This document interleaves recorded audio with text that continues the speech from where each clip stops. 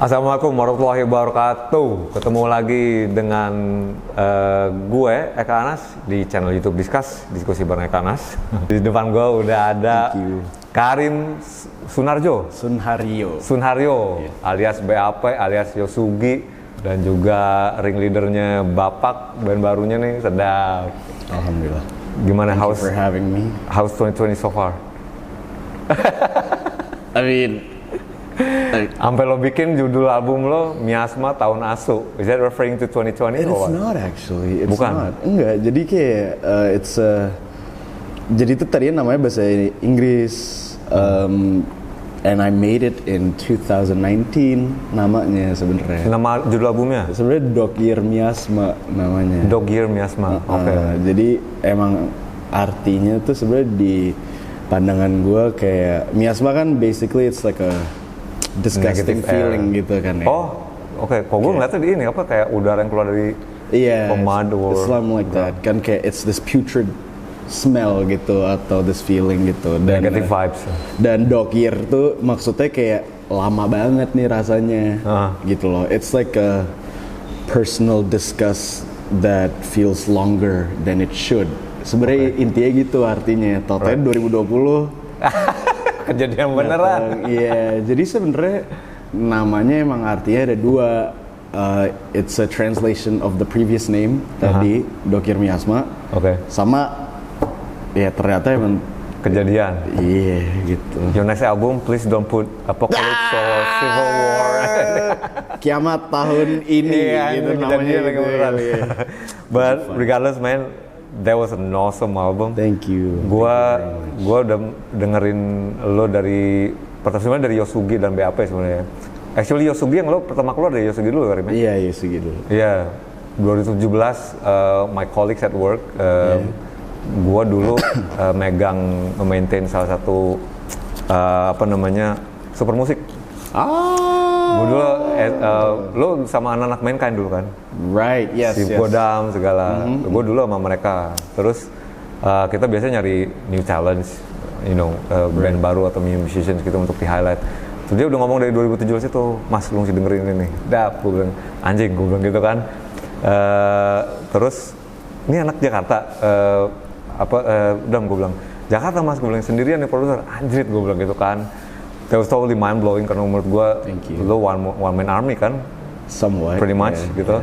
You took like collaboration dari sini sana sini, tapi it was all you, the music. Yeah, that's true. Itu gue udah anjing gue bilang gitu kan. Terus gue perhatiin BAP juga. Terus berjalan sampai kemarin 2020 lulus Bapak. Gue dengerin di situ, gue bilang holy shit. Itu gue udah lebih kaget lagi karena bener-bener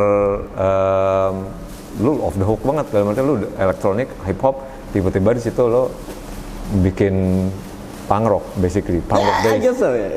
It's rock, it's rock bass, it's rock, I guess. Dan di salah satu interview di Super Musik juga lo ngomong itu rock, si Super Musik 2017 ya, 2018 lupa gue ya. Lo bilang lo mau bikin album paling berisik di situ, one of the noisiest album in locals. Itu salah satu realisasi lo dengan Bapak ini. I suppose, it's, kayak mungkin Bapak tuh it's like a childhood dream aja sih. It's always been a goal dari kayak SMP, SMA gitu untuk bikin band yang to create a band or to create rock album or band? I think it's more towards like a band or a project gitu, because like I've always been intrigued with that kind of rock music aja sih sebenarnya. Thank you. And maksudnya kayak I grew up listening to bands like Code Orange Kids, Lightning Bolt, and then yang tadi kita sebut ya kayak Void, Black Flag, The Locust gitu loh. It's these bands that's like kayak aneh ya sebenarnya. Tapi there's a sort of like kayaknya ada tantangan gitu loh terhadap apa yang mereka buat menurut gue secara musikal. Dan that has always intrigued me. Cuman mungkin gara-gara pas zaman itu susah nemu teman kali ya yang seleranya sama gitu. Jadi kayak baru terrealisasi tuh sekarang gitu sih, man. Bikin album itu. Oke. Tapi ya, it's always been like a personal passion project gitu sih Right. selama ini. Dan akhirnya kesampean. Di Really nice. sekian tahun kemudian gitu ya, setelah dari SMP. Funny that you mentioned about your early years in music. Did you came from a musical background in families or not? No, tapi we do. All of us really love music sih sebenarnya. Ya paling belajar gitar dari bokap dulu. Yeah. I think the first song I learned was "Wish You Were Here," Pink Floyd. Pink Floyd. Yeah, that was a good Oh, song. okay, yeah. Yeah. Terus Blackbird, The Beatles. Okay. Gitu. Dan dari situ Acoustic kayak. bass gitu ya. Iya. Gue juga dulu lesnya classical guitar juga. Dan sampai sekarang kepake banget sih. Because when it comes to finger picking juga and all that stuff, it's really nice to like learn. The very basic chord. Yes, gitu. And sebenarnya dapat aja sih kayak I just got infected from like my dad's and my sister's music taste gitu. Bokap tuh anak prog rock, soalnya lumayan pas muda kayaknya. King Crimson, Emerson, Lake and Palmer. Anjing. Iya. Ribet tuh. Yes. Toku banget lah, yes, iya gitu. Nah, sedangkan kakak gue tuh dulu bener-bener music taste-nya tuh off the wall banget juga, kayak dengerinnya nyebrang banget deh, kayak NERD, Pharrell Williams dengerin, kayak these brutal death metal bands kayak Necrophagist, gitu-gitu juga dengerin, dan kayak dari situ gue juga belajar aja dari dia kayak keracunan aja. Lo nggak perlu, you don't need to be stuck with one genre juga gitu loh. Yeah. When you're a music enthusiast sebenarnya. Malah yang bikin menarik tuh kalau mix them all selera together. lo tuh banyak juga, because like every genre has something to offer aja sih menurut gue, ya nggak sih? And you can mix mash all of them aja by the end of the day. It's like a good fusion restaurant aja, like you like sushi, sure gitu loh. You like steak, ya gitu. Mungkin kalau digabung once in a while, it's pretty good aja gitu loh. It's kind of like that aja menurut gue. Iya. Lu anak keberapa dari berapa bersaudara? 2 dari 2. 2 dari, okay. Youngest berarti. Yes, I am the youngest. Yeah. Older to sister berarti. Yes, it's true. And Mom and dad still around? Mom and dad still around? They're still around. Okay. They're still healthy. Dan cuman kayaknya emang selera musik gue sekarang udah lebih aneh daripada mereka semua kali ya. Jadi bingung nggak dengerin? Ya, bingung. Kalau sharing juga bingung gitu, Tapi maksudnya kayak kalau lagi sama nyokap bisa dengerin bossa, lo beda disco, casero gitu kan. Zaman nyokap banget gitu sih. Generasi mereka. Iya, terus kalau sama kakak kayak we can still listen to hip hop and whatnot gitu. Kalau lagi ketemu bokap juga, ya udah we can discuss about rock music juga gitu. Anjing. It's pretty nice. Iya. Iya. They supportive of your endeavor in music? Yeah, typically. I mean like kayaknya nggak semua orang tua tuh, apalagi orang tua Asia ya. Iyalah, kepikiran anaknya jadi musisi mungkin ya. Tapi they've been supportive kok so far. Kayak nggak pernah melarang atau apa-apa juga gitu. Tapi pendidikan akademis lo apa tadi? Universitas? Marketing. Wait, dari apa? Universitas? Prasetya Mulia. Prasetya Mulia, marketing. Anjir, itu kok bisa belok ke musik, men? Sebenernya salah ngambil jurusan lo gitu? Enggak sama sekali. Cuman malah hitungannya lebih belok ke marketing daripada belok ke musik. Because I've always wanted to be a musician dari kecil gitu loh. Tapi ya emang waktu itu sempat ngobrol sama nyokap juga kayak, Rim, I love you. Tapi kayak just remember nanti waktu kuliah kalau bisa pick something that's a great safety net gitu for you to work. Dan gue juga nyadar, maksudnya I don't know, gue nggak tahu kalau ini mindset tua juga atau enggak ya. Cuman kayak gue laki gitu loh. Dan by the end of the day, once I'm older, I need to take care of the whole family juga kan ya. Iya. So I think maksudnya even if I took like kuliah musik gitu,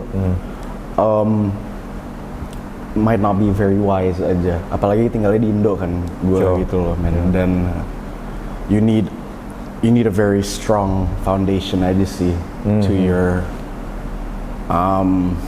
apa ya, background aja sih, educational background menurut gue. Dan Academically. yes, dan akhirnya gue mikir marketing tuh nyepretnya tuh bisa kemana-mana Iya, juga iya. gitu loh. Musik bisa, hal-hal kreatif bisa, korporat juga bisa. Everything kind of like falls into marketing juga. Because like in every aspect of business, you always need a marketing guy. Of course. Yeah. So how I see it was like, okay, gue masih pingin nge-push agenda gue kalau gue pingin kerja di musik, tapi kenapa nggak sekaligus belajar aja juga gitu loh mengenai marketing juga, dan ujung-ujungnya marketing untuk musik juga. Iya. Gitu. And so far it has worked gitu loh. Jadi apa yang gue pelajarin waktu di kuliah, gue coba aplikasiin aja sekaligus di cara gue nge-market musik gue dan segala hal. And so far it's been really good juga sih. Lulus, tapi you know, graduated udah kelar semuanya kan? Udah. Everybody was surprised. I graduated in 4 years, man. Everybody was surprised. Kenapa tuh? Pikiran lu bakal drop out atau gimana? Enggak, sibuk banget aja. Dan kayak I gotta admit, gue sibuk banget sih dulu waktu, cause I was just balancing. Tahun berapa nih lulusnya? Gue lulus 2019. Oh baru aja berarti ya? Iya, gue masuk 2015 kan soalnya. And yeah, you know, So you do all your music's in between those yes, it wasn't even like an in-between thing. It was like a 50-50 thing gitu, bener-bener kayak I try my best gitu loh. Maksudnya kayak oke, kuliah lancar, usahain, musik juga lancar, semuanya juga lancar. Kayak my principal gue juga sempat mikir gue perlu rehat dulu nggak ya musik biar fokus kuliah. Tapi yang gue nyadar mungkin di circumstance gue tuh kayak how much do you want this aja Rim gitu loh. If you want it that much, you can balance everything aja ujung-ujungnya. Pasti, gitu. Yeah, you're gonna cry every once in a while, kayak lu bakal nangis, breakdown dikit gitu loh. Tapi that's the key menurut gue, kayak you need like lu setiap bulan tuh you need some time untuk lu duduk, keluarin emosi lu tuh, teriak, mau nangis, terserah gara-gara stres, and then you keep doing it aja, abis itu langsung. Right. That was the key for me of the graduating and just maintaining a good musical career and not burning out juga gitu. Sure. Yeah. Nah sekarang kompetensi wise nih, Rim, maksudnya gue lihat your production teknik itu anjir sih menurut gue. It was something that you would never achieve secara otodidak kayak gitu, but yet you did that kan, pasti lo ngelakuin sendiri kayak gini kan. Kids on your age itu harus masuk you know university, academically years and years learning all the techniques and stuff. Tapi lu gimana ngejalanin, lu sendirian aja, lu belajar gimana tuh? I mean, I feel like teknik ya? Sebenarnya nggak perlu ya menurut gue kayak sekolah musik gitu. In my case, of course ya. In my case, because like what I do has nothing to do with music theory most of the time gitu loh. I mean, I was a beat maker first, a songwriter second gitu.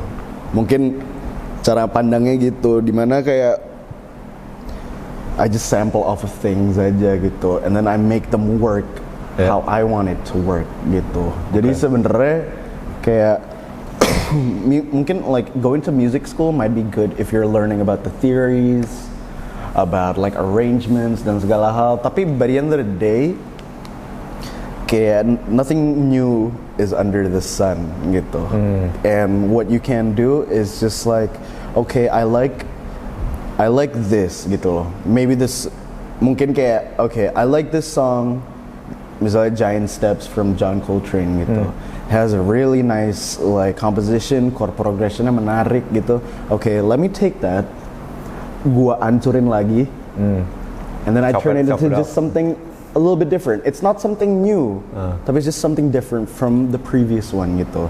That's how I work most of the time. It's just it's paying homage to the samples that I work with or the inspiration that I have. Tapi kayak kan tanggung jawab gue sebagai musisi zaman ini tuh, how can I add more gitu, biar angkatan selanjutnya they can see my work and they can add more gitu loh. You know? I feel like that should be the healthiest musical progression antara angkatan per angkatan gitu menurut gue, man. Because like, what's the fucking use kalau lu bikin lagu, it's just the same old thing gitu loh, and you're not adding anything towards it. Mau itu secara musikal atau secara kayak konteks gitu, atau secara konsep. Menurut gue that's what's important about being a musician nowadays. You need to add, you need to contribute. Gitu. Gue funny you said that karena lu sempat bilang you make all this music for yourself first, kayak gitu kan, meaning that lu mesti puas dulu kayak gitu. But then in the horizon you also had this context of it might be enjoyable for your future generation gitu. Yes, I suppose. Tapi kan music is always subjective, ya. Kayak some motherfuckers might hate it, some motherfuckers might love it gitu. I suppose. I mean, pasti personally you know that juga kan gitu loh.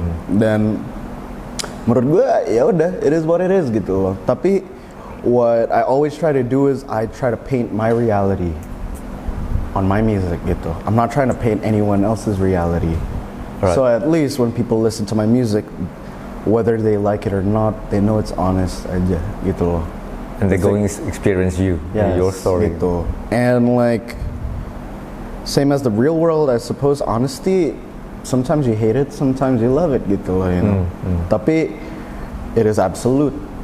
The truth is absolute gitu menurut gue. And that's what I want to, itu yang pengen gue gambarkan gitu loh di musik gue. Kayak my experiences, the things that I feel, my perception towards the world gitu. Dan so that's how I write music. Mostly it's for me, I guess. It is therapeutic. I'm just trying to talk with myself as a shrink, I guess, in my head gitu. Tapi alhamdulillah, along the way people do find it relatable sih. Okay. I guess because people my age do struggle with the same stuff. And I find that very comforting gitu loh, mereka bisa kayak, you know, just relate to it. Yeah, and just let it all out gitu loh, you know. And I'm very grateful for that sebenarnya sih, itu bonus aja. Gitu. Lo bikinnya, maksudnya pasti belajar software ini tuh, all the production itu gimana di YouTube atau gimana lo? Kagak. Gimana Jack? Untuk anak-anak dinosaur like me, gue bilang anjing nih orang kok bisa kayak begini ya gitu. I mean, it was intimidating at first juga sih. And I use Ableton, which is everybody loves Ableton juga kan. And jujur awal-awal bingungin banget sih setengah mati. Dan ada orang yang ngajarin lo nggak apa yang jadi lo orang lo tanya-tanya? Maybe just producer friends kayak giving me tips aja. Siapa? Kayak producer friends lain gitu. People who make music with Ableton juga kayak, Rim, you can do this or you can do this with it gitu-gitu. And I would be like, oh damn, that's something new gitu loh, thank you. Dan akhirnya knowledge kecil yang gue dapet tuh ya udah gue aplikasiin gitu. Tapi so far sampai sekarang gue masih belajar. And I think that's what I like about it gitu loh, you know. Kayak mungkin kalau sekarang tuh belajarnya lebih kayak, oh you can do this gitu loh. Kayak lebih ke add-ons gitu loh, tambahan-tambahannya. Walaupun basicnya tuh for making music udah lumayan ngerti gue gitu loh, cara gue, alur kerja gue tuh kayak gimana. And I think that's what's important aja sih for me, because it really helps with every project that I make sampai sekarang. Kayak menurut gue bapak tuh itu jadi lancar banget soalnya udah ngerti Ableton gitu loh men. Udah ngerti kayak soundscaping kayak gimana nih, enaknya gimana, kita tambahin apa ya, a little bit untuk biar lebih wow gitu suaranya. Iya, I already know what to do with everything because gue tuh produser duluan, baru bikin band gitu. Iya, makes everything much more easier with all of that gitu loh. And you know, gives you a reason to be nerdy. Jadi enak. Gue lihat lo bilang dulu SMA apa kuliah lo gitu, orang-orang yang apa lo, you know, hey man, you went over the laptop and it was a good time. Well, not really, it wasn't a good time. Maybe that's why I was on my laptop juga kan most of the time. Tapi berbuah sih sampai sekarang, men. Berapa lama tuh prosesnya, Rim? Maksudnya dari day one sampai sekarang lo ini, mulai tahun berapa lo belajar Ableton dan producing gitu? 2011? Anjing lama ya, hampir 10 tahun. Iya ya. Enggak, sorry. 2013. Ya udah 7 tahun gue belajar. Nah itu awal-awalnya juga gara-gara temen gue, dia punya Ableton gitu, gue minta aja. Soalnya he was making house music and trap music gitu, it was so fun to look at. Gue yang kayak anjing temen gue aja bisa, masa gue nggak bisa nyet gitu. Iya. Akhirnya yang tadinya awalnya cuma pingin otak-atik aja, obsessed man. I went crazy, dude. I went hella crazy with all that shit because it's that's all I thought about for like 7 years. Gimana gue ngotak-atik ini, making music. Apalagi kan kayak kalau lu dengerinnya, waktu SMA sering banget dengerin kayak Flying Lotus gitu-gitu kan. Itu kan udah takarannya terlalu tinggi ya menurut gue ya.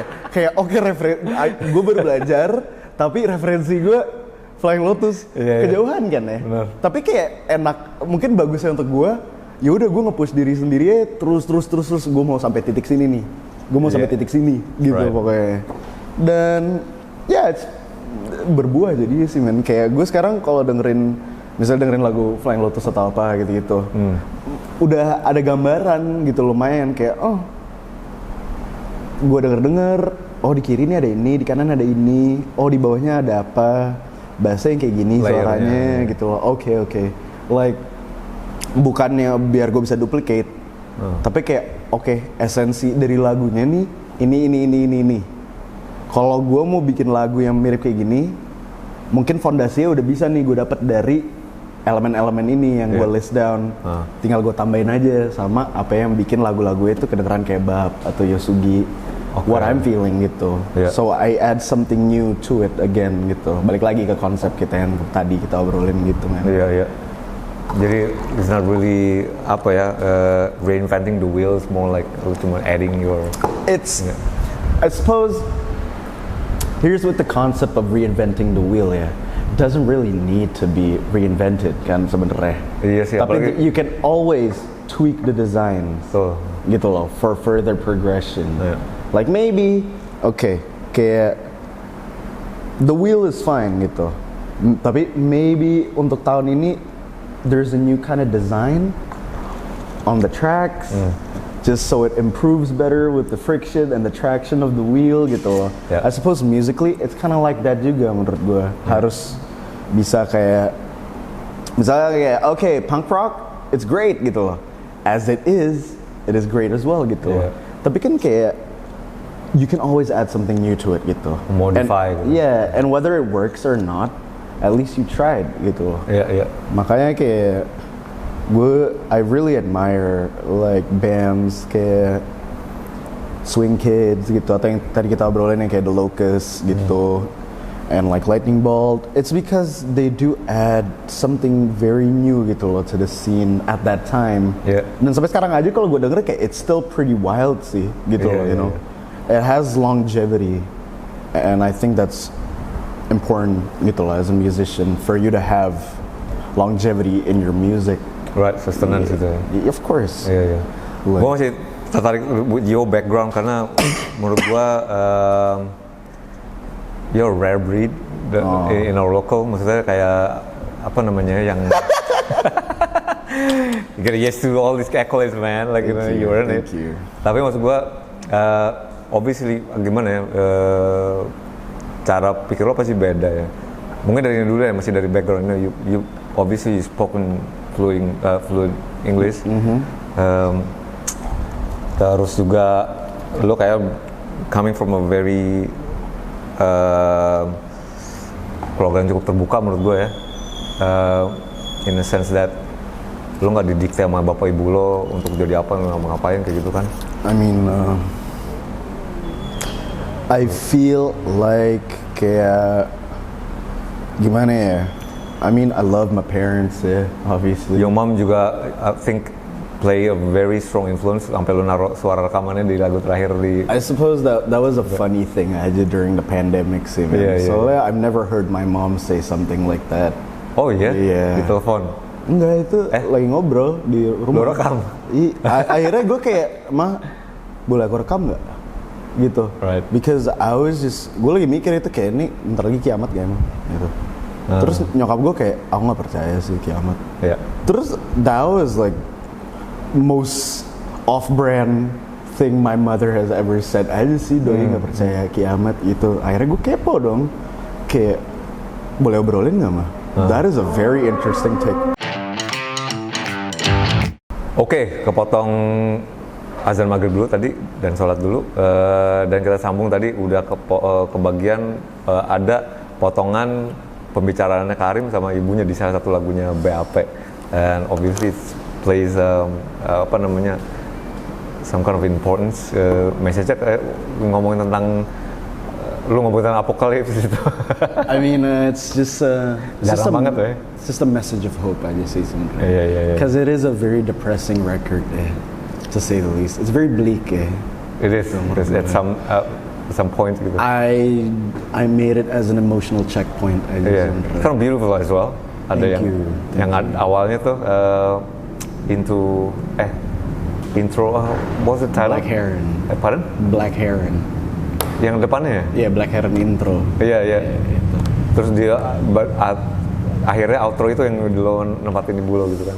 Yeah, it's supposed to be like okay, it's time for you to breathe gitu loh. It's a very dense record. Kayak it's a very draining one. It's capek dengerinnya kan, jujur. Kayak gue aja sampai sekarang nggak bisa dengerin dari atas sampai bawah. It's very intense. Yeah, it's not. Mungkin it is. It's not intense because it's loud though. It's messy. It's cluttered gitu. Which was the intention albumnya. I really tried to make it. Sip, thank you mas. Makasih ya mas. Iya. Merci. Iya sih, dari title, messages, sampai gue nggak tahu lirik-liriknya ya, karena bingung tuh. Ada sih liriknya kalau nyarinya? Ada di Genius kok.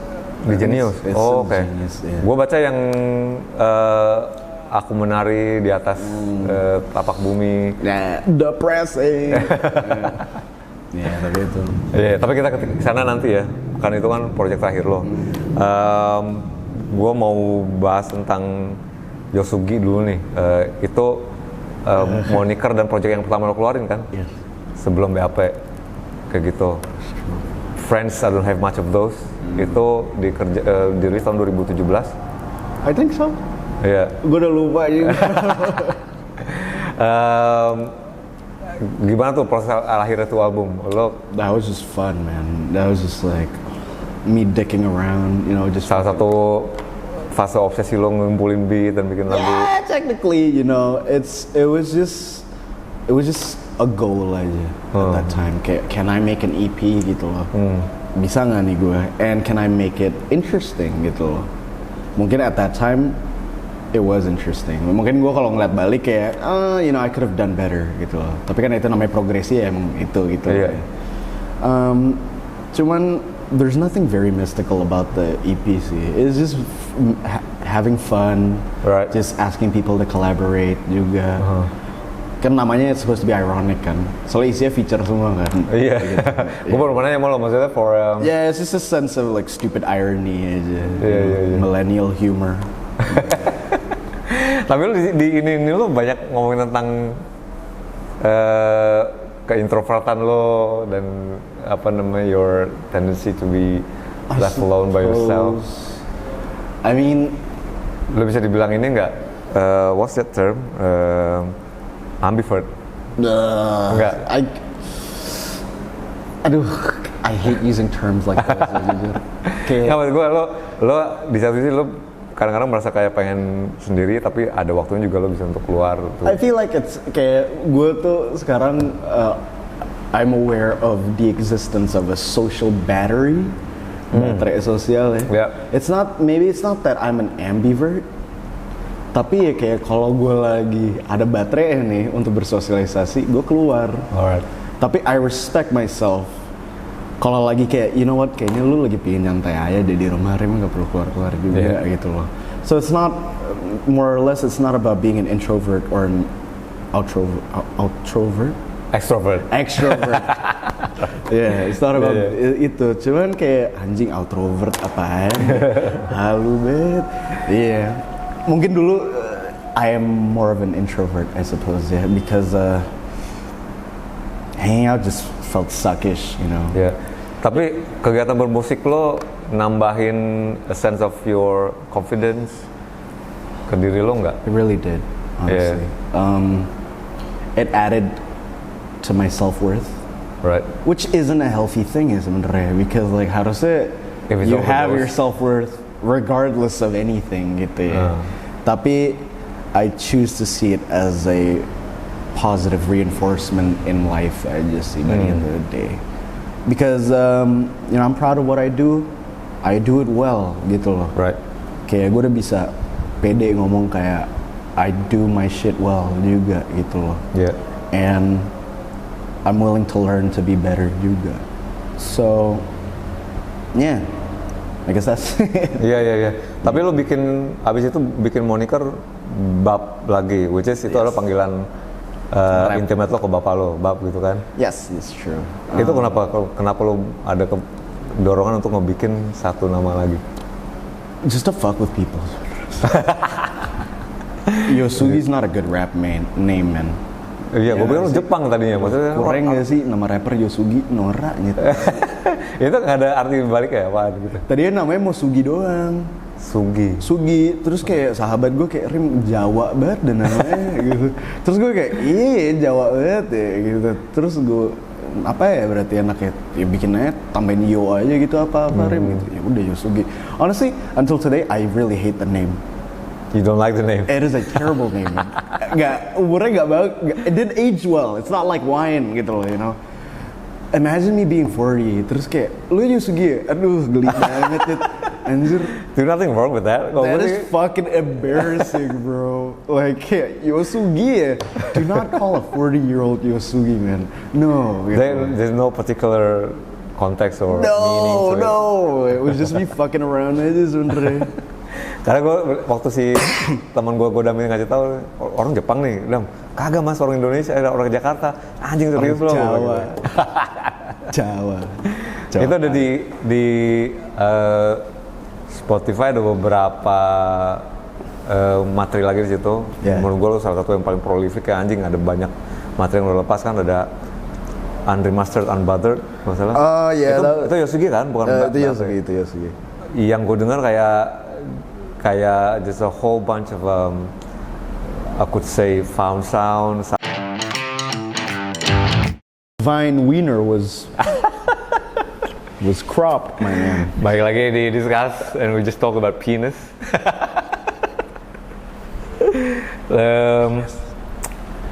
Lagi off the record tadi banyak banget kita yang melalui interesting subjects. Sedap. Like penis. Yeah. About penises and what you know. The law of rapes and women rights should be restructurized and tapi kita masih sama Bab sekarang atau Yosugi or Karim Sunhario.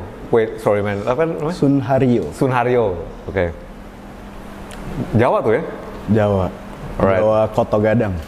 Koto Gadang. Yeah. My dad was Koto Gadang, my mom is Javanese. Oh, oke. Okay. Iya. Tadi kita udah ngomongin tentang we got into your Yosugi phase and BAP kan. Dan kenapa lo nge-push ya ke BAP just to mess around with people? I mean, sebenarnya sih I rapped because I didn't kayak nggak kebayang siapa yang mau nge-rap di beat gue selain diri gue sendiri. Soalnya kayak gue udah ada gambaran duluan, oh beatnya kayak gini, rapnya kayak gini. Kalau gue kasih ke orang, ya kalau dia bikinnya beda, sebenarnya nggak apa-apa. Right. Tapi pada saat itu kayak udah ada gambaran yang nggak mau gue hancurkan aja gitu. Dan you know, I was at Ariel Nayaka's studio waktu itu. Apa tuh? Ariel Nayaka, the rapper. I was at his house, his home studio sama anak-anak. And I was like, hey man, can I try rapping? Gitu. And I did, and it felt good because I get to talk about the things I don't really talk about gitu loh. Yeah. Dan kayak you can excuse it as art, I suppose ya, gitu kan. And it felt liberating, to say the least, gitu loh. Lumayan membebaskan sih untuk bisa kayak ranting atau kayak curhat di musik lu, and just letting it live on its own aja pada akhirnya. Or you could also become another person lah, oh bisa. Kayak gitu nggak atau? Quite the opposite actually. I get to be me. Alright, okay. I don't have to wear anything to cover up myself gitu loh, because I'm talking to myself juga gitu loh, within the song. Tapi mungkin I get to share it to people not in an intimate way gitu ya jadinya, which takes the stress out of bercurhat. Biasanya kan bikin curhat berat tuh kan kayak it's so intimate, it's so emotionally weight gitu loh, berat gitu secara emosional. Draining as well. It is very fucking draining juga gitu loh. Dan so it felt nice to be able to do it without worrying about the other person, kind of like anjing capek juga ya nih dengerin dia orang curhat lalalala gitu-gitu. Yeah. So I kind of became obsessed with rapping juga. Iya, iya. Tapi itu juga bukan alasan kenapa lo bikin another moniker BAP gitu. I mean, sebenarnya BAP switch aja kan, bukan salah satunya lo Yosugi sebagai rapper, BAP sebagai produser, or Yosugi gitu produser, BAP rapper. ya. Yeah. Oh, oke. Iya gitu. Ya itu biar kalau lagi ada there's like gigs, jadi lebih gampang bagi identifikasi juga right. gitu. Iya. Jadi kalau nih sebagai Yosugi, berarti dia nge-DJ hari ini. Iya, karena lo sering kayak teman-teman lo kan, lo bilang kayak lo malam ini ngapain, nge-rap apa, DJ gitu. Right. Exactly. So, nah sekarang kita masuk ke chapter baru lo nih, which is you brace yourself to go into a whole new environment, which is a 4-man project. Bapak itu gimana cara lahirnya gimana tuh? I think with anything that I kind of do, it's pretty simple, I suppose. It's only mystical in the spectacle of things. Tapi internally everything's just so simple and like sederhana juga gitu loh cara kerja ya. I just rounded up the people that I think would really love to do this project with me. And we got to fucking do it aja by the end of the day. It was supposed to be a fun album, man. I'm not gonna lie.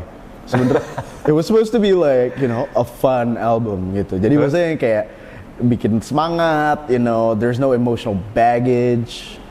When did it went sideways? It kind of fun. Turn into a dark album. Yeah, it went south in 2020. Alright, yeah. Oh jadi kan lo bilang udah dari 2019 udah siap tuh materi-materinya? Oh enggak semuanya, men. Beberapa aja? Beberapa, baru 2 gitu. We just recorded 2 songs waktu 2019. Apa aja tuh kalau boleh tahu? Yang... Black Heron intro sama John the Void. Which is the noisiest and most adrenaline-fueled ones. Black Heron intro kan lebih di opening agak-agak lembut tuh, gentle. Mungkin masuknya ya. Tapi kan akhirnya kan rusuh banget kan ya. Oh iya betul ya. Iya kan. Belakangnya, Jompai juga rusuh tuh. Dan iya, it was supposed to be a fun record until 2020. Shit happen, you know, failed relationships, pandemic, kayak a lot of stress of being caged at home, nggak bisa keluar kemana-mana. Yeah. Maksudnya kalau gue tuh I kind of depend on going out most of the time untuk lepasin ini aja stres gitu loh. Dan dimana kayak lu nggak punya pilihan itu sama sekali, you're forced to kind of confront your personal demons aja kan, on a daily basis jadinya gitu loh. Dan it was very much reflected in the album gitu loh akhirnya. Dan gue tuh orang yang kayak kalau if I got a problem, there has to be a solution to it gitu loh. And I tried to do it musically aja akhirnya. Iya. Gitu. Itu prosesnya lo recording secara mobile, kirim-kiriman sampel? Ada yang mobile. Tapi ada yang ketemu juga? Kayak setengah-setengah deh, setengah mobile, setengah ketemu gitu. Kayak yang lagu-lagu lebih band oriented tuh semuanya ketemu kecuali Orpheus. Oke. Iya. Tapi yang lebih yang kayak Pitimi, itu yang kayak lebih ambient atau Hijrah atau An Angel at My Table itu mobile semua. Oke. Itu gue ngeliat banyak palet emosi ya, Rim, di situ. Dalam artian kayak 1 minute it was beautiful, gentle, and you know hypnotic even. Tiba-tiba jebret in a matter of seconds lo bawa the ugly side of thing and the brutal element to it. It was intentional sebenarnya. Kayak kalau denger lagunya kan moodnya kan so fucking clustered kan ya. Kayak it's loud, tata it's slow, tata it's loud, tata it's slow. Kayak alurnya tuh berantakan banget, man. Yeah.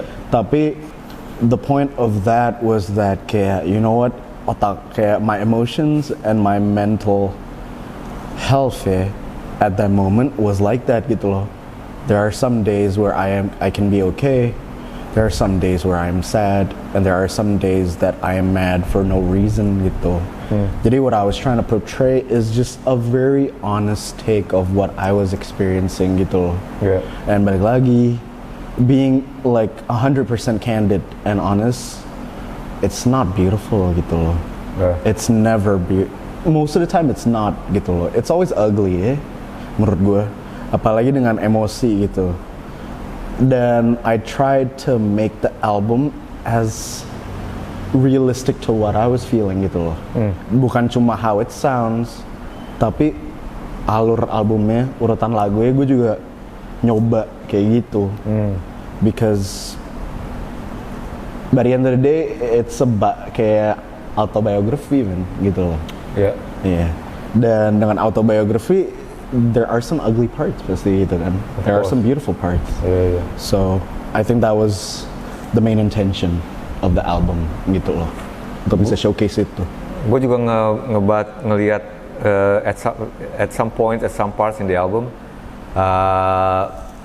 kalau gue as a musician to musicians, gue ngeliat, gue bisa ngeliat your pattern, your modus operandi gitu ya, if you can call it, dimana lo you want to paint your expression through all those songs and instrument, tapi through your regular eyes,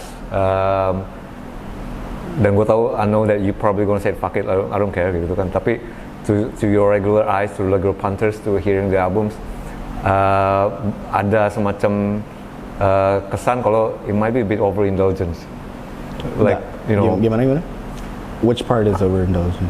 Apa namanya, di beberapa instrumental parts, kayak you let those particular elements of songs or the instrumental parts gitu ya, panjang gitu. Dan kalau gue sih karena gue ngedengerin kayak anjir nih, gue dibawa through your odyssey of emotion kayak gitu kan, kayak dibawa ke ininya. Tapi lo sempat mikir nggak kayak this might be a bit too much, but fuck it, I don't care kayak gitu? Of course, in a way. Cuman kayak that is the thing that I struggle with sih. Akhir-akhir ini I'm more obsessed about oversimplifying things. Pingin lebih simplify some things gitu. Editing your own work. Iya, jadi kayak sometimes because it lebih susah untuk take out some parts rather than add new ones, man. Dan kayak yang bikin nyebelin tuh sometimes it is essential to take out some parts gitu loh. Itu penting kadang-kadang untuk kayak oke, Rim, jangan terlalu rusuh, you need to take out some parts. Itu jujur mungkin beberapa dari lagu itu tuh tadinya partnya lebih banyak lagi. Anjing, itu udah potong-potong tuh. Iya, tapi I just needed to take it out gitu. Iya. Tadi intronya niatnya mau 10 menit. Yang awalnya tuh. Iya. Tadinya the acoustic part of the intro. tadinya mau gue tambahin lagi. It was supposed to take up, jadi kayak the acoustic parts is like 7 minutes atau 8 minutes. Baru Terus berantakin akhirnya banget. baru kayak tadinya mau kayak gitu. Cuman gue mikir kayak, gue bukan malah mikir kayak pendengar gue mikir kayak, am I gonna enjoy that? Not really, kayak deh gitu loh, you know. Jadi akhirnya I had to like simplify it again gitu and whatnot, you know. It's hard. Itu lo implement ke lagu-lagu yang lain juga nggak sebelumnya kayak For Your Studio atau BAP? I mean, Lo editing yourself, lo denger, ada proses dimana lo denger over and over again? yeah of course lah. Ada ya? I mean like pasti sih.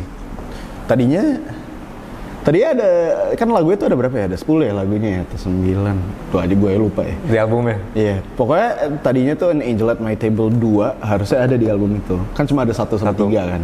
Iya. Yang 2 tuh 13 menit. Anjing? Iya. Tapi kalau udah masukin? Belang soalnya. Kayak setelah kita dengerin lagi kayak sebenarnya nggak penting juga nih ada gitu loh. Oke. Untuk kita semua kayak untuk alur ceritanya juga kayak kalau lu keluarin nggak ngerubah alur ceritanya, cuma nambahin beban di album gitu loh. Jadi akhirnya we check it out aja dan alhamdulillah sih soalnya kalau menurut gue kalau ada nggak penting banget nih gitu loh. Yeah. Setelah gue pikir-pikirin ya in retrospect gitu. Cuman niatnya emang pengen bisa dikeluarin secara official sih kapan-kapan gitu. Si lagu yang tadi, Angel at My Table 13 menit itu. Right. But regardless man, it's an excellent album, captivating buat gua yang kebiasa, I mean gimana ya, the way you present it, some people might think it's inconsistent, tapi gua ngerti where you coming from. Lo bilang tadi you just try to being honest. You want to express your palette of emotions kayak gitu kan through all this musical genre. Dan menurut gue ini album yang cuma coming once in a lifetime gitu ya. I hope not, honestly. Ya maksudnya from your generation ya. Gue certainly gue belum nggak pernah dengar album kayak begini. Dari scene lokal kita lah kayak gitu. 1 minute of this free jazz, terus classical. Tiba-tiba lo bursting into all this rage and emotion. Itu gue ngeliat lo kayak music agnostic ya. Lo bisa disebut gitu nggak sih? Is that a fair assessment? Oh, elaborate please. Kayak gini lo kayak just gorging all this music, probably from your background, from your I childhood. suppose, yeah, that's true, man. I mean, like. Tapi is there a red line that you wouldn't cross, like top 40 music maybe? No, dude. Honestly, Miley Cyrus, Katy Perry. Hey, man, I would. You would bang them? If I could cover Party in the USA from Miley Cyrus, I would. Tinggal nanya aja anak-anak pada mau ngelakuin atau enggak. Iya. We once covered Lil Uzi Vert. Hah?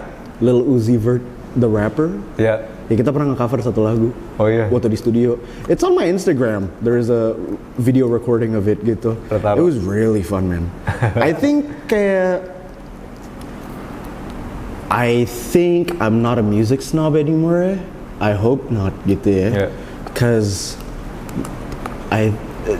music's fun, man. It's just supposed to be. It can be a lot of things gitu. Tapi I think more or less it should be an entertaining experience gitu ya. Dan listen to Top 40 mungkin dulu ya when I was trying to prove myself for whatever stupid reason gitu. Gue kayak gross radio music gitu. Tapi kayak sekarang kayak I do enjoy it. It's really great gitu loh. To get apalagi there's always something new to get from it gitu loh. I mean like that Dua Lipa song man. Apa sih namanya? One Kiss Is All It Takes.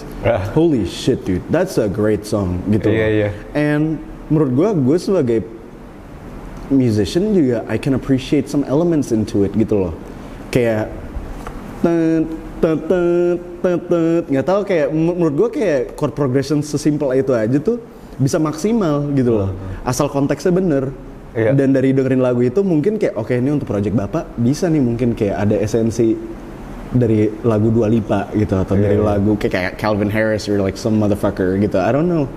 Cuman what you can take is just the general like concept of the song gitu loh, and you can turn it into something else entirely. And it would be fucking funny for people to be like, yo, your song is good, inspirasinya tuh apa? Oh, Dua Lipa.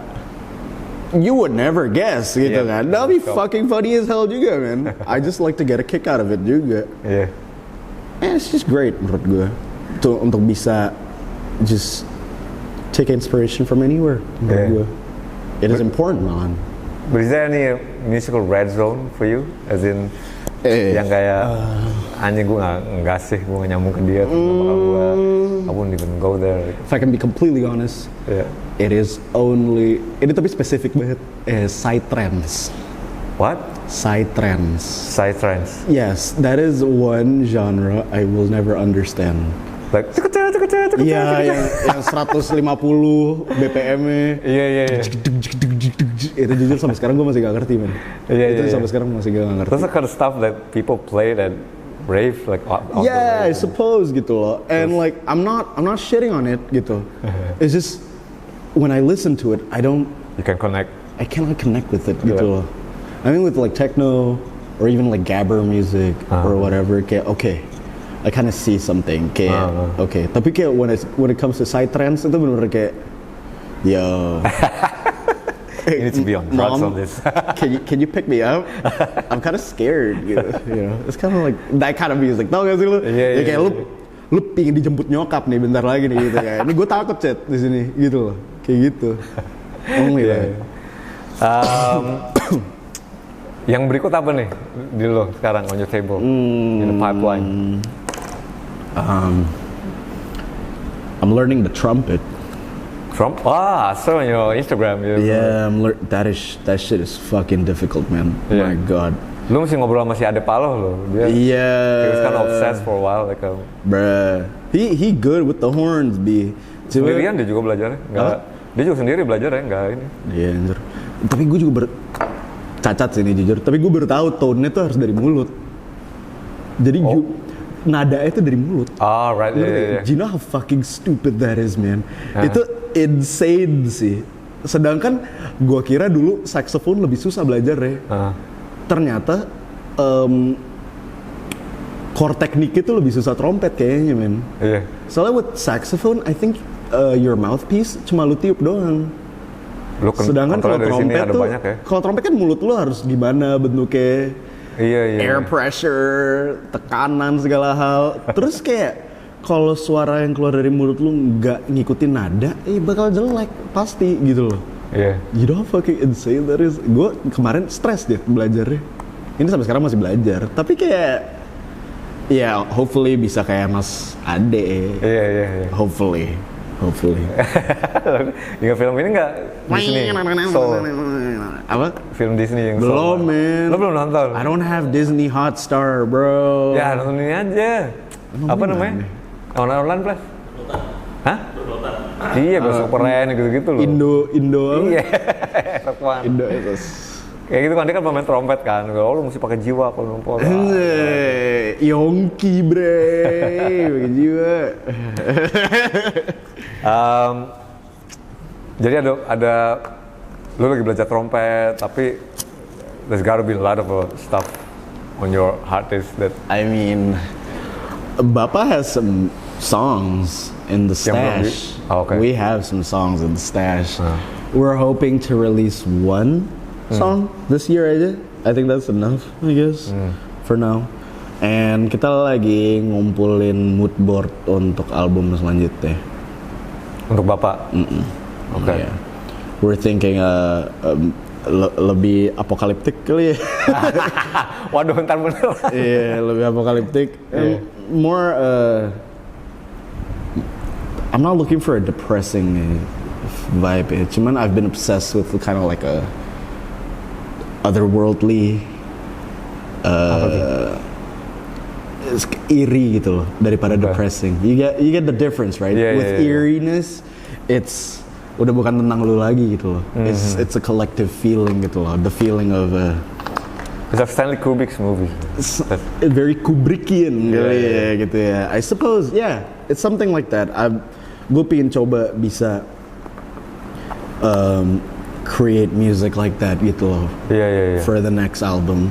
I've been listening to a lot of like ada this one project namanya Set Fire to Flames. Itu kayak side project anak-anak Godspeed You, Black Emperor itu. That post-rock band from Canada. That album's insane, man. Gue kemarin tuh sempet kayak anjing dengerin terus gue semingguan.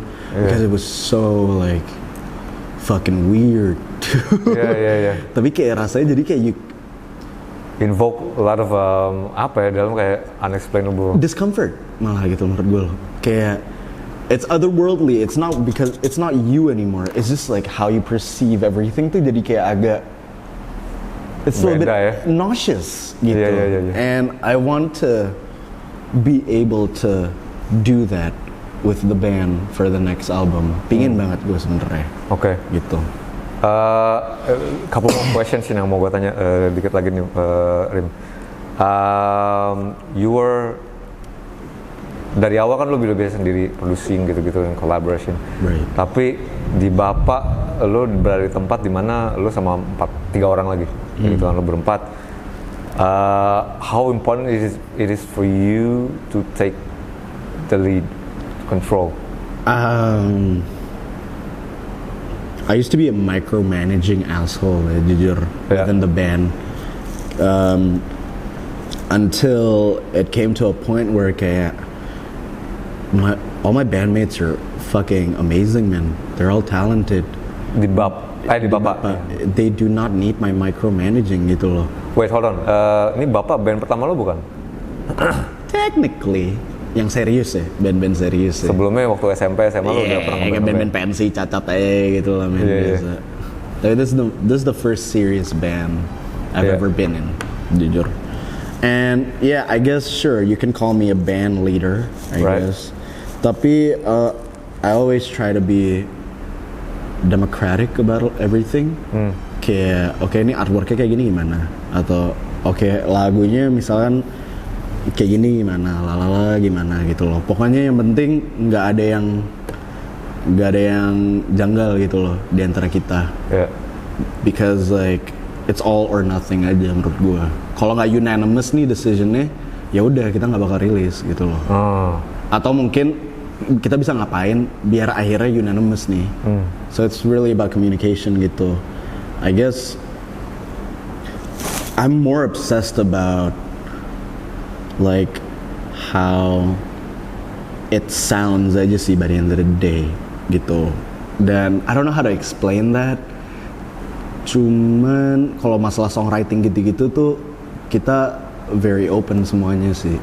Kalau you got an idea, I have an idea, kayak gini kayak bisa digabung. Atau misalnya kayak part ini mungkin kayak bisa dipotong deh men, nggak sepanjang ini deh atau apa gitu-gitu loh. Kayak and kan it's based on improv most of the time kan. Jadi lebih seru lagi makanya jadinya kayak untuk bikin lagu bareng-bareng gitu loh. Iya. So it's a 4-way effort. Most of the time. Cuman emang untuk di album ini mungkin gara-gara agenda gue lebih ketat. Kayak gue udah tahu nih mau kemana albumnya. Jadi I kinda took the lead most of the time.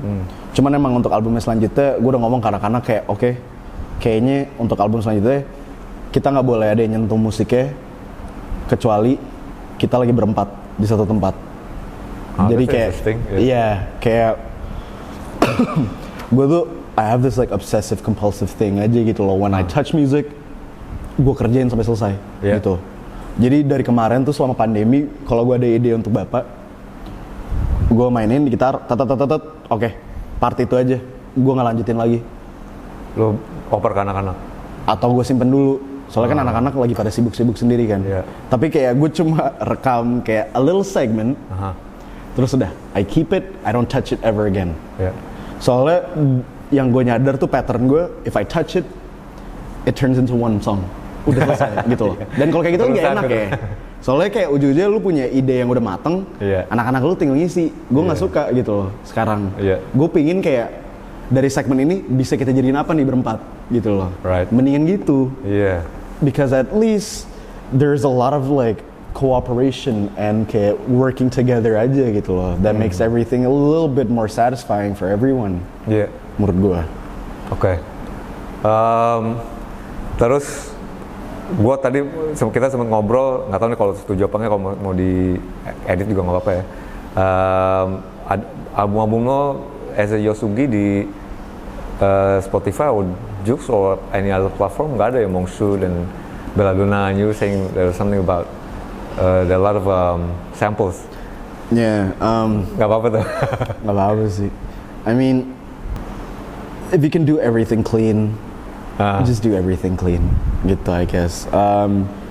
Because it takes a lot of money to make sample-based music that's legally eligible ya. Dan I choose to not take that risk. I do not have the money to back up that. I cannot afford a lawyer. Iyalah.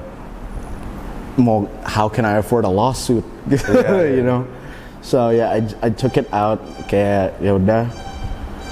It's still available in my Bandcamp. Di Bandcamp. Okay. Most of it is free sometimes gitu loh. Kalau gue lagi ada free download code-nya lagi cukup, gue jadiin gratisan biasanya. And you know,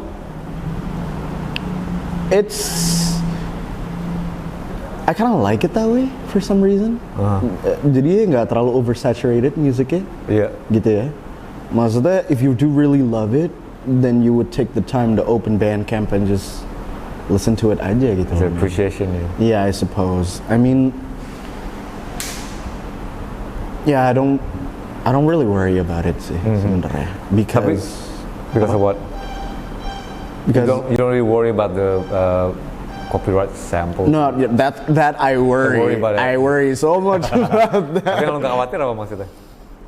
That it's gonna disappear because alright, gitu ya, you know. I mean, hopefully it won't. Tapi kayak if it really does, at least it won't disappear from me. Gitu, you know. It was a very personal work. Iya. Kadang-kadang kalau gue dengerin lagi, gue kayak shit man, lu lagi kenapa ya lu waktu bikin lagu ini? It's so. The thing I talk about is like jujur buruk-buruk banget sih man. Yang kayak, you know, kayak there was this one lyric yang waktu gue dengerin nih tahun ini nih gue dengerin lagi, gue hampir nangis. Kayak I think I said you're gaining weight but you're barely eating. Berat lu naik but you're barely eating. Terus itu gue hampir nangis. I was in a cafe, that's kind of embarrassing ya.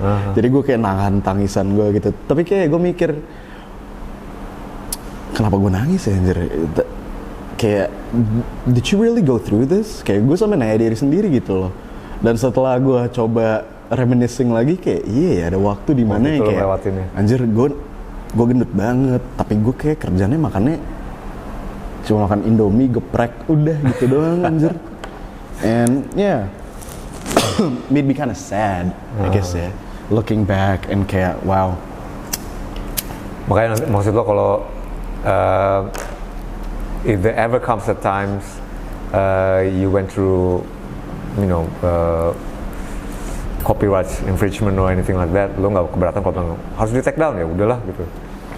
It's completely fine. I mean, ya udahlah ya, mau gimana men? It is literally a case of like fuck it. It is what it is gitu loh. Yeah. And maksudnya I'm happy people are still talking about the album gitu loh. You know, I'm fucking surprised. Jujur men. Waktu awal-awal maksudnya kayak I was proud of it ya. Tapi sebelum rilis tuh gue sama manajer gue yang kayak shit, ini orang are they gonna like understand what I'm trying to convey here gitu loh. It's an outstanding album. Thank you. I think it's an outstanding album, man. Sampai sekarang gue kayak, damn, I'm fucking proud of this one. Gila sih, jujur. It was a culmination of everything I was working on for like 5 years, man, gitu loh. And bisa jadi sesuatu kayak gitu, kalau menurut gue ya, if you think like Miasma Tahun Asu is one of those albums that happens only once in a lifetime, enggak, man. I think it's Mongsood for me, personally. Really? I don't think I can make something like that again sih. Okay. If I can be completely honest sih. Itu campuran sheer survivalist creativity sama ini man, downward spiraling Anjing, in your mentality. Asli. An album that you have to do. Like, I'm not even fucking with you. Kayak that was an album that I had to make, yeah. or else I would spiral, sumpah. Because it happened in a very dark moment, bener. Dan kayak suatu hari tuh, after a really messy night, gue yang kayak shit, dude, you gotta do this album. Kayak lo harus megang, kayak gimana ya? Lo di jurang, and there's this thin rope hanging gitu loh. And kayak I was just telling to myself, please grab that rope and please climb up.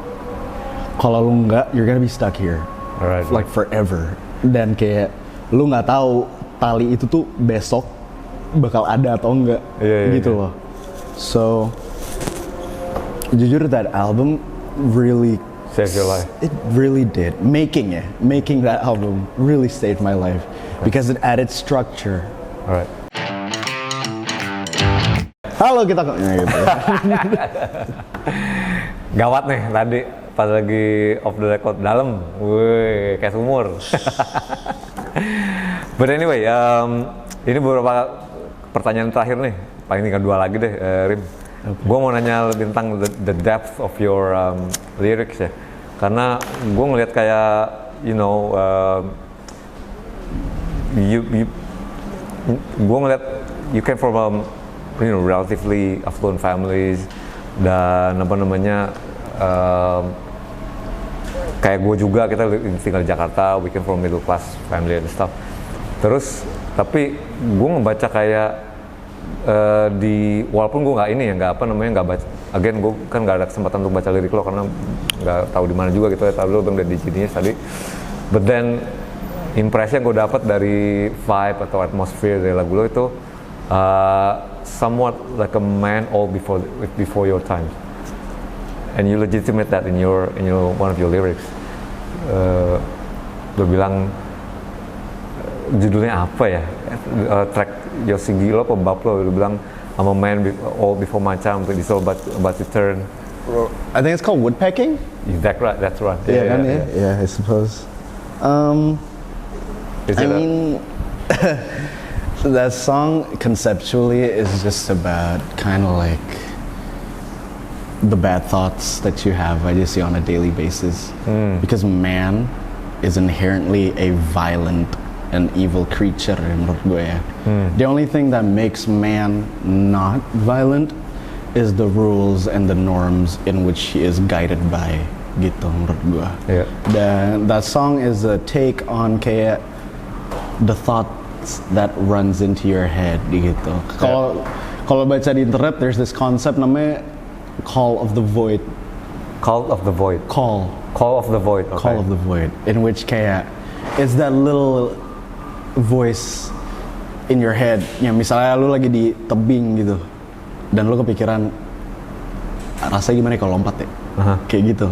It's those little voices that kind of like says bad things to you aja gitu loh in certain times, and ya makanya itu liriknya kan kayak anjir outlandish banget gitu loh. Burning mansions, kayak being in a boat with John Wayne Gacy Jr., the serial killer, and Madlib, crashing a car gitu loh.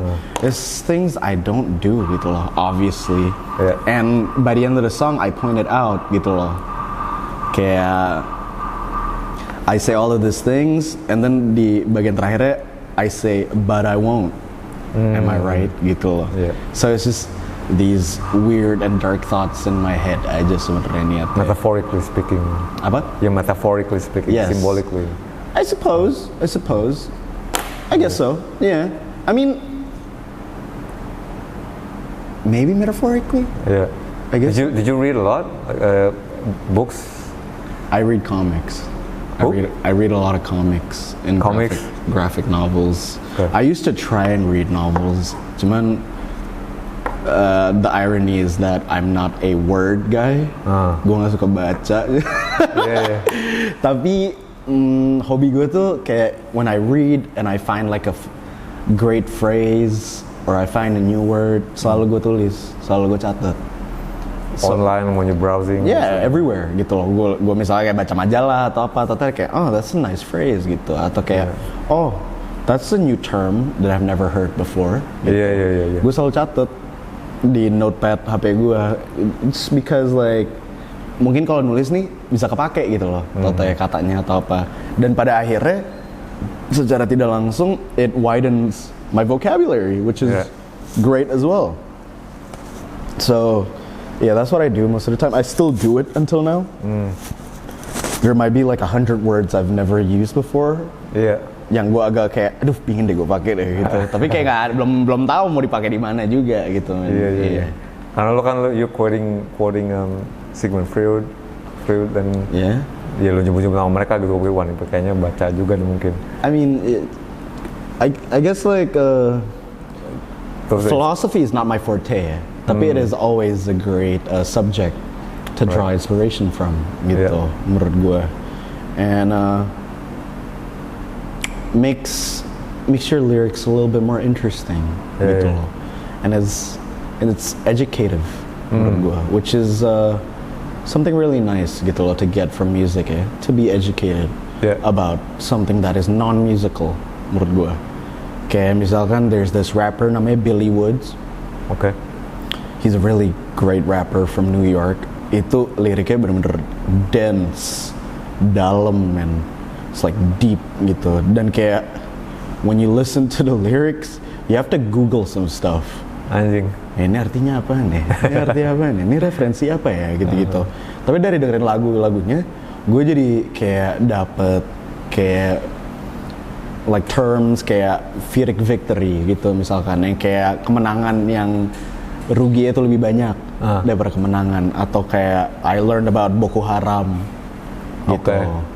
I learned about a lot of things from his lyrics, dan kayak itu menurut gue it's so satisfying because like you get to be educated about, bukan cuma kayak oh ini chord progression ini enak juga kayak gini ya, atau drum patternnya gini ya, tapi you learn a lot about life juga, man, menurut gue, from someone else's eyes, and that has been kayak a big goal for me as a musician. Gue pingin bisa gitu loh, educate people in some way, you know, through my music. Of course, you need to add context and weight into of course, gitu loh. Songs. Right.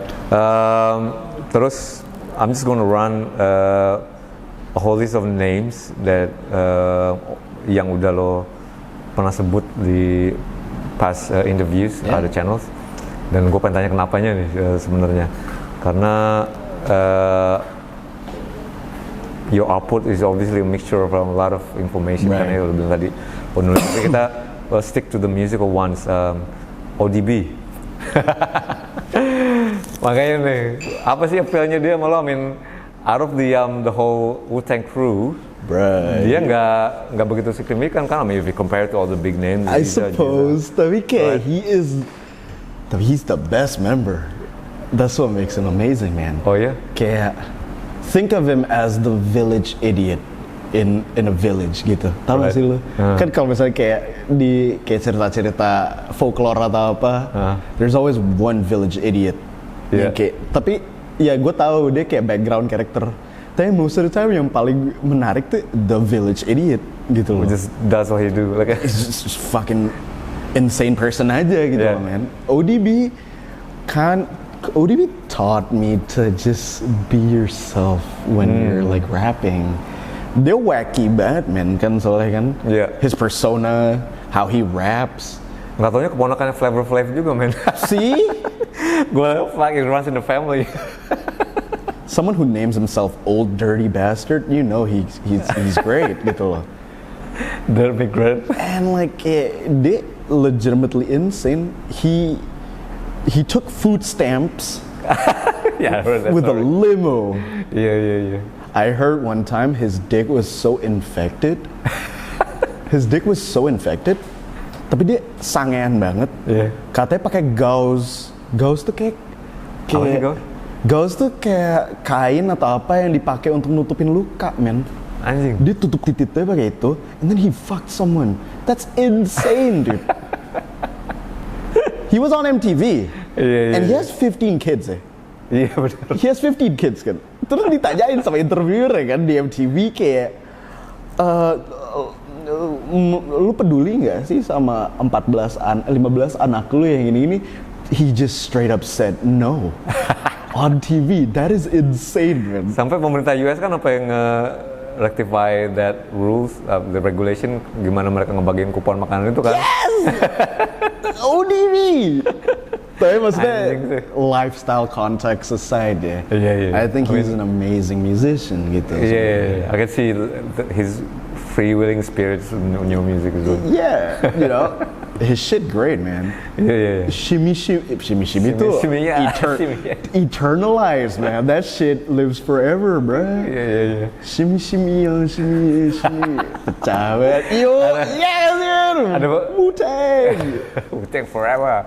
Ini ada satu lagi nih, Flying Lotus. Flying Lotus mungkin it's like a more classy ODB ya kali ya. Kan his shit is pretty wacky juga kan ya selain Flying Lotus ya. Tapi mungkin it's more polished aja, more refined. He knows where he's going. Gitu. Ada another name yang apa namanya kayak gue dengerin materi terutama instrumental lo gitu ya. Ngingetin gue sama J Dilla. MF Doom even, DJ Shadows. Is that all the names that you become? I love, man. DJ Shadow I love. J Dilla juga I love. Tapi emang weirdly enough, my first entry towards beat music tuh langsung Flying Lotus. Anjing ya. Dan dari Flying Lotus baru I got to like backtrack. Yeah, backtrack with all these names gitu. Dan kayak I guess it was untung I had that context in mind gitu loh. I'm backtracking, like so it doesn't sound boring kayak lagu-lagu DJ Shadow gitu-gitu. And thank God to internet. You know. Yes, thank you internet. Yeah. Tapi menurut gue, I mean with making music you kind of have to like look into the past to understand what you're trying to make gitu ya. In order for what you do in the future to kind of be relevant, hitungannya. Because if you don't have a good historical foundation to what you're trying to make, it will have no essence, ya nggak sih? Pada akhirnya gitu loh. As good as it is, you know, you need a historical relevance to your song in order for it to have a long life. Menurut gue, itu. Kalau ini lo di BAP nih, tadi kita sempat ngobrolin tuh kan, all those hardcore punk bands, even the new noise punk ones, Locust, Lightning Bolt, Blood Brothers, or even the older ones, apa namanya, tadi Void, Black Flag gitu kan, which is very prominent in beberapa album gitu. Itu kapan lo bersinggungan sama musik mereka tuh, and when is that moment? SD. Anjing serius lo? SD. Dari kakak lo itu? Yeah, my sister fucking cool, dude. Wow. So, like, I mean, I just listened to whatever she was listening at the time, say most of the time. And I think it got to a point baru yang kayak, okay, kakak gue kayak bete dah, gue ngeduplikatin selera mungkin saat ini gue bisa deh cari selera sendiri gitu. And I mean, I liked metal bands yang kayak zaman dulu tuh yang kayak As I Lay Dying, Lamb of God gitu-gitu. I liked it. Tapi kayak there was a lot of like charm to like these more noisier bands gitu loh for me. Yang kayak tadi yang kayak grindcore bands. Estetiknya mereka juga lebih lo-fi ya, lebih kayak technically. Tapi that might be a budget thing, not like a aesthetic choice ya, I guess ya. Cuman you know, I listened to them and like the package was just much more like amazing in my opinion gitu loh. Appealing and charming. It was mad appealing, man, keren banget. I mean like kayak you know bands like Earth, atau kayak Sun gitu loh. Or like you know power violence bands, kayak grindcore bands, kayak Discordance Axis, you know Napalm Death, Insect Warfare gitu. It's much more interesting aja menurut gue conceptually. And like lagu juga berantakan banget, man, which I fucking love gitu loh, you know. And mungkin at that time juga I just wanted to stand out. I gotta be honest ya, gitu loh. Gue pengen beda aja kali ya. Tapi lama-kelamaan nyangkut aja juga, man. Kayak, you know what, I actually really like this stuff, gitu loh, you know. Keluarga lo udah kasih denger album bapak belum? Udah. Udah they think? Yeah, they're okay.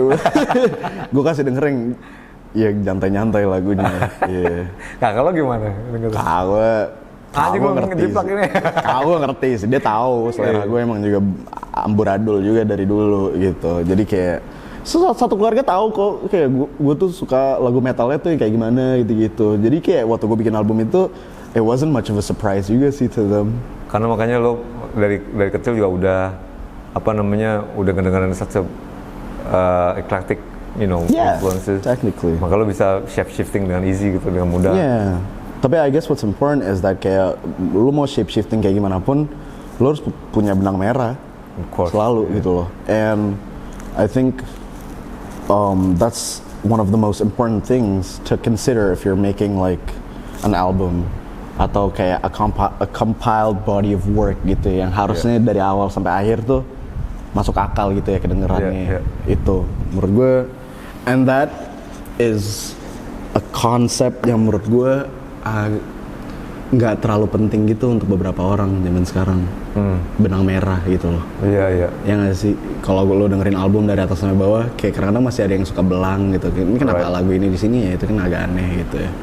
Tapi by the end of the day, hipokrit juga gue untuk bisa ngomong kayak gitu. Soalnya album Miasma Tahun Nasu belang bonteng sama mati kan gitu ya. Tapi kan ada threadnya. Iya, tapi kan it's a personal thread that other people might not see. Jadi mungkin emang masalahnya tuh kayak ya itu benang merah itu personal banget sampai orang lain tuh susah aja ngeliatnya kali ya. Iya. But then you don't really mind about. I mean, by the end of the day, I'm just a listener. So like, I cannot completely understand what the artist is trying to convey, other than what the artist say, gitu ya. Jadi ya mau gimana? Pas lagi pembuatan album, ada any particular albums that becomes your hallmark or? I think it was a couple for me. It was Mars Volta, that really amazing prog rock band from El Paso, Texas. Terus ada this kayak hardcore band namanya. Sorry, Mars Volta album yang mana nih? Karena mereka they releasing a bunch of. Ini ada dua. The Laos in the Comatorium. The first one sama Bedlam. Right, the early ones ya. Yeah. Itu masih liar. Really great, man. Iya, liar banget anjir. Sini-sininya kan mereka lebih more subdued and then there was this hardcore screamo band namanya Gospel. Gospel. Okay. Itu nama albumnya The Moon is a Dead World. Itu bagus banget menurut gue. Okay. It is great. Soalnya proggy banget juga, men. Tapi take it to a hardcore context. Kalau misalnya Mars Volta lebih rock ya, kalau itu dimasukinnya kayak bener-bener ke arah post hardcore screamo gitu, which makes things very interesting. Jadi terus ada this ambient artist namanya Jean Jelinek. I know him. Yeah. Super good, European, right? Yeah. Itu ya apa kayak office music, office ambient music. I love that. That was great. This artist namanya Oneotrix Point Never. Oh, great stuff. He's more like producer ya. Sound designing. Itu lebih untuk sound designing. Gue belajar banyak banget sih dari situ. Banyak mixing juga kan? Gila nyet deh, anjir. Rusuh banget lagu-lagunya. Sometimes kan lagu-lagunya it's not even proper songs. It's just sound collages gitu loh that he makes. Tapi kayak it doesn't make it less amazing. Dan menurut gue sebagai produser dan sebagai musisi bisa belajar banyak sih dari teknik-tekniknya dia. Gitu. Terus there was a lot of doom metal juga, doom metal, stoner metal influences di situ. I was just listening to a lot of classic stuff aja, like Sleep. Juga ya. Gitu. Banyak. Terakhir Rim, what do you think of labels like or konteksnya mungkin kayak begini? Do you think you should be on a label or are you happy where you are now? I want to be in a label that I love, honestly. Karena kalau gue denger, sorry motong nih, kalau gue denger rilisan lo, bisa aja lo sebenarnya masuk ke label like, it reminds me a bunch of records from Warp label records. Itu Mowax. That is the only label Yeah. that I want to be in. Iya, lu gak bakal, you won't be out of place if you being released by them. Bruh, sumpah. Coba ya rilis, coba kirim. Gue ngomong selalu ke semua orang, that is the only label Iya. that I want to be in. Iya lah, gila. Literally cuma Warp Records doang, udah. Literally, nothing else. Warp Records, please, Sign him. please. Udah coba kirim belum? Tapi, like you know. They don't, mereka nggak nerima submission. Mas, oh right. Yeah, you have Jadi to be mesti mereka yang contacted ngambil by kayak them. gitu. Yeah. Shit. Gila man, you got Flying Lotus, you got Danny Brown, you got Aphex Twins, Iyalah. Twerk, Squid. Kayak bukan cuma elektronik artis doang juga man, Iya, gitu iya. loh, you know. Gue gatel Makin kesini banget. mereka makin ini malah makin nyampur-nyampur. Itu sama Thrill Jockey. Ah, oke. Iya. Dia mau indie tuh, bro. Itu my 3 deh paling, sama Sub Pop Sapop, oke. kalau bisa. Iya. That is. I'm super fucking picky man, Yeah. sebenarnya gitu. Dan kayak dari gue udah nerima, konyol juga sih Rim, lu impiannya kayak jauh banget. That's a pipe dream man. Iya, gitu. iya. Hey, why not? Iya, tapi why not kan? Iya. A motherfucker can dream. I mean, come on. Gimana Bre? Bener-bener. Although lo udah you work at some with some of them, you know, respected labels gitu kan, sama Double Deer dan juga suppose. people we call the Beer Records. Right. I mean, yeah.